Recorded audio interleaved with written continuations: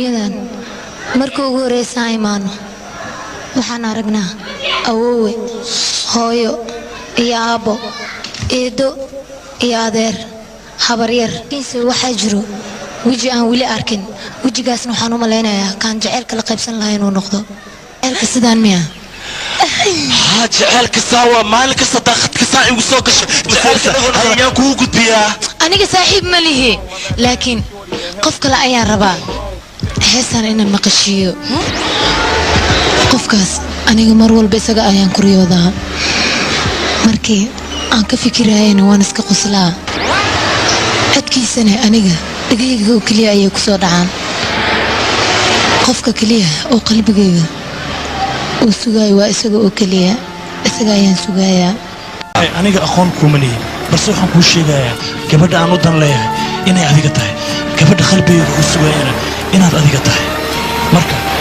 maadaama aad noqotay halkii qof ee uu qalbigayga doortay sugayana inaad maqlaysa in kale anigoo nogeyn ayaan misna kuu hambalaynayaa anigoo jecel inaan kula kulmo balse waddadii aan kugula kulmi lahaa ilaa hadda fara kuma hayo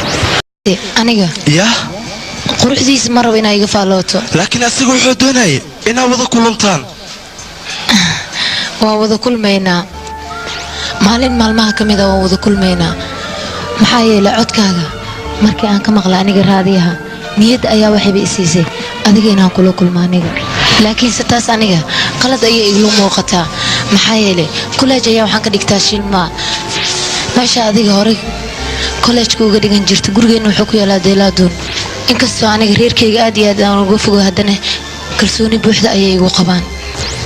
aniga hadda kuma weydiinayay adiga waxaad qabatid ama meesha aad degan tahay magacaagana kuma weydiinayay magacaygana ma kuu sheegay laakiinse saaxiib inaan kaa dhigta ayaan rabaa maalinta adiga kalsooni buuxda aniga kaa helo oo aniga aan gaaro heer aan waalidkii adiga kuugu soo baro markaas ayaan kuu sheegayaa arrimahayga oo dhan aniga inta kale waraaq ayaa noo dhexaynayso aniga weligay isma dhehaynin gabar ayaad isbaranaysaan weliba gabar caadiya maaha gabadha aad fikradda isaga egtihiin isbarashadan waxaan kaloon ku xaqiiqsaday qof walbaba qofka calafkeeda in loogu talagalay labadaas qofna meesha ay ku kulmi lahayd xilligay kulmi lahayn iyo qaabkay u kulmi lahaayeen inay tahay wax hore loo qoray marka kulleyba anigaba waxbaa laygugu talagalay nasiibkayga aniga arkaayo arrintan waxaan taladeeda saaranayaa awoodda naga sarrayso warqaddeeda markii aad akhriso haddiiba aad qosashay waxaa ii caddaynaysa inaadan doonin arrimahayga inaad wax ka ogaatid